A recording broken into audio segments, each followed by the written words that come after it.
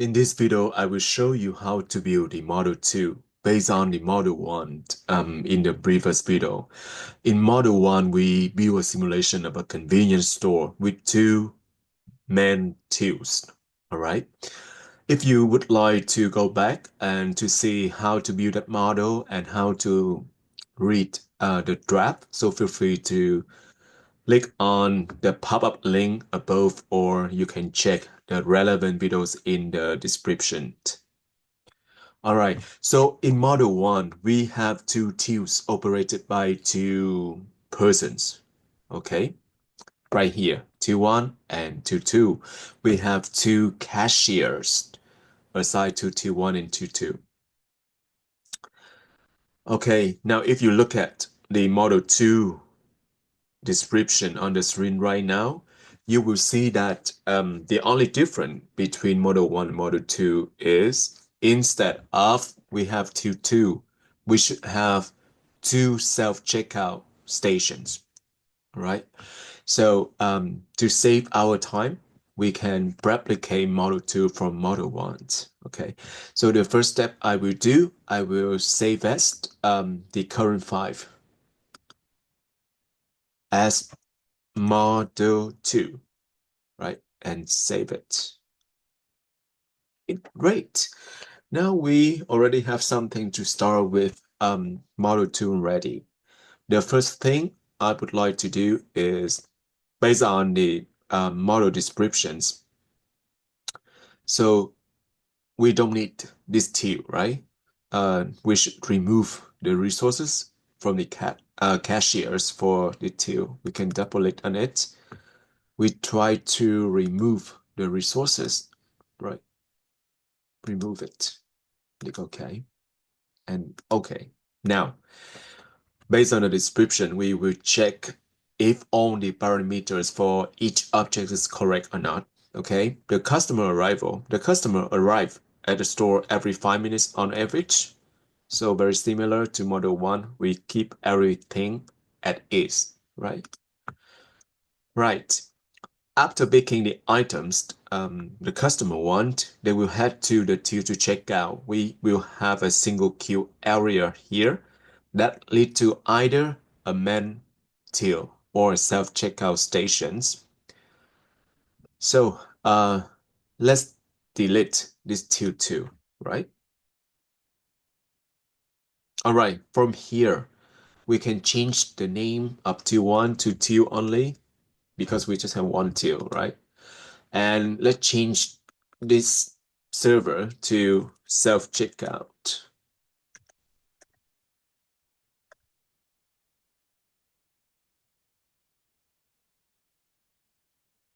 Self-checkout 1, and right here on the model description, we see that we know the service times for the self-checkout will be 4 minutes per customer on average. It's not triangular distributed. So we should change the distribution here from triangular to average. And we should specify the average time is 4 minutes per customer. Right? Excellent.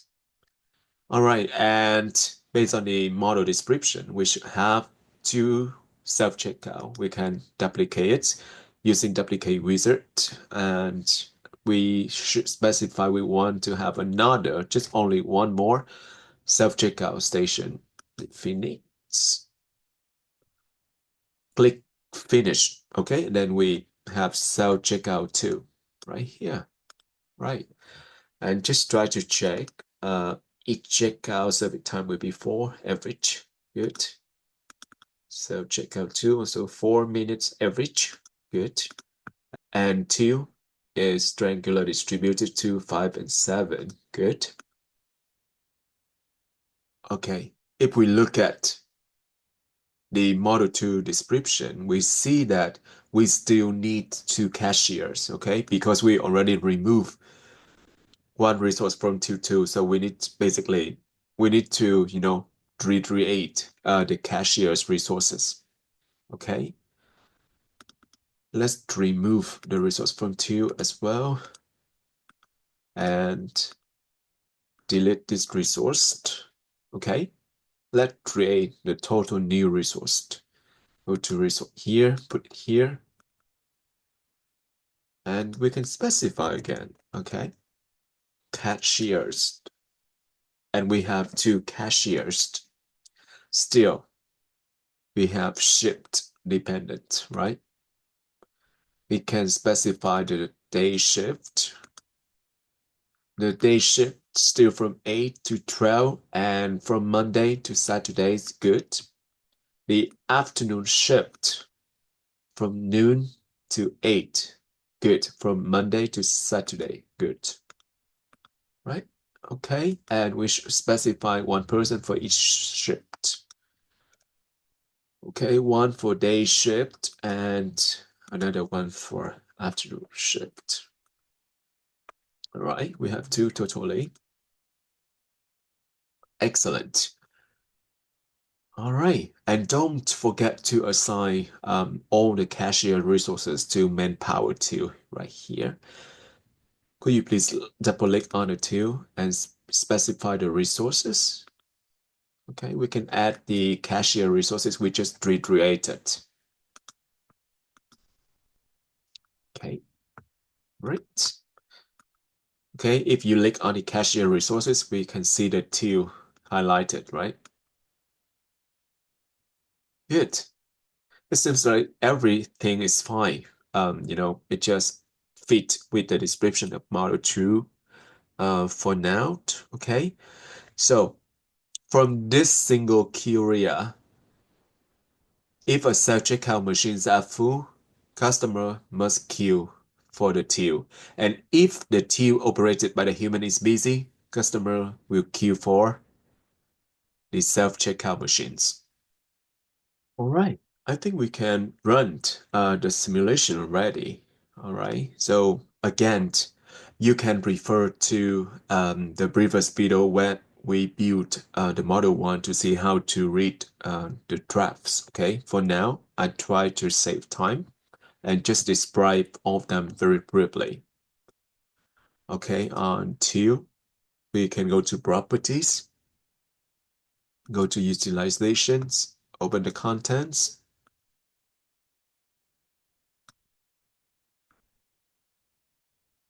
Right. On the queue, same thing. Go to property, open the queuing time, open contents. Right. All right. For self-checkout ones, we can open utilization and open the contents.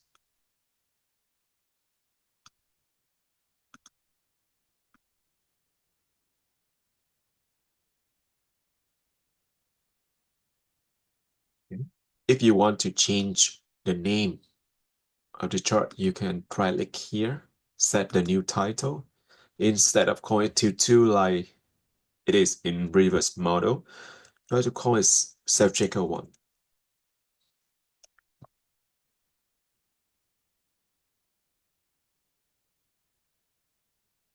Good. And could you please also open the performance metric for the self-checkout 2 as well? Click on it, open utilization. All right. And open the content as well.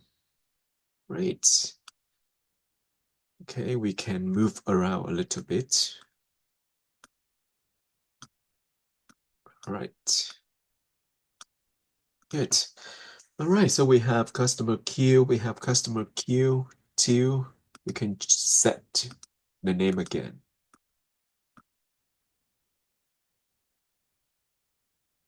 Let's call it 2.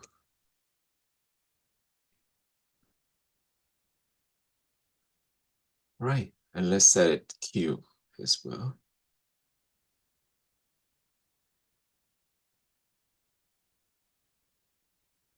All right, now all the information now very consistent. Customer queue, customer queue, customer queue. Okay, 2, 2, 2. Self-checkout 1, self-checkout 1, self-checkout 1. Self-checkout 2, self-checkout 2, self-checkout 2. Right? Now let's run the model.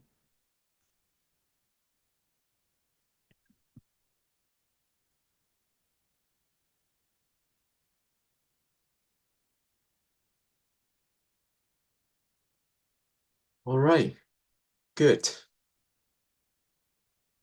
What we see from here. So from here, we can see 100% of all customers will waited less than 1 minute over the day, right? And right here, it seems like we will rarely see the queue, in the local convenience store. All right, and for the till operated by the humans, 70% of the till will be available to wait for customer to come to serve. And only 30% of the time, the cashier will be working, right? All right. So on the chart, remember on the y-axis scale from 0 to 1.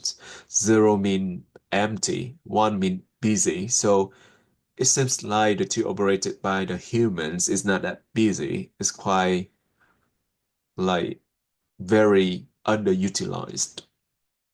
All right. And for the self-checkout ones, so the working percentage for each of the self-checkout is around 27%, and the waiting time, the idle time is around 73% for each of them. And again, if we look at the contain chart, we can see the same thing happen to the main two as well, which means that each self-checkout is quite underutilized, like over the simulation time. The dash line is only around 0.28, so it's not that busy. All right, so your job does not end here. You need to compare the performance to what we did in the first video, okay? All right. And to know which customer go through the till, which customer go through self-checkout 1, which customer go through checkout 2, I think we can create a new variable. Okay, so let's create a new variable, go to data and rules, go to labels, and let's add a label called till or self-checkout, and it should be text. Okay, remember, after we create the variable, we need to assign that variable to an object. And here is a little bit special. We would like to know if the customer go to the till, if the customer go to the self-checkout, if the customer go to another self-checkout. So let's add an object, okay? First for the till. If customer go to the till, okay, we can specify a specific value for that variable by add an action. We set the value, okay, and in this particular case, we want to know if the customer go to the till. So basically just type till, right? Click OK. Now, if the customer go to self-checkout 1, we would like to see the value self-checkout 1. Okay, we add an object for the same variable, and we add to self-checkout 1 object. And we should add the value for this object. It should be set to self-checkout 1. All right. And let's do the same for self-checkout 2. We can assign this variable to self-checkout 2 object as well. And if customer go through self-checkout 2, we will see the value for the variable is self-checkout 2 by clicking add actions and set to self-checkout 2. Right? Okay. So let's run the model one more time, and this time try to save the output of the simulations.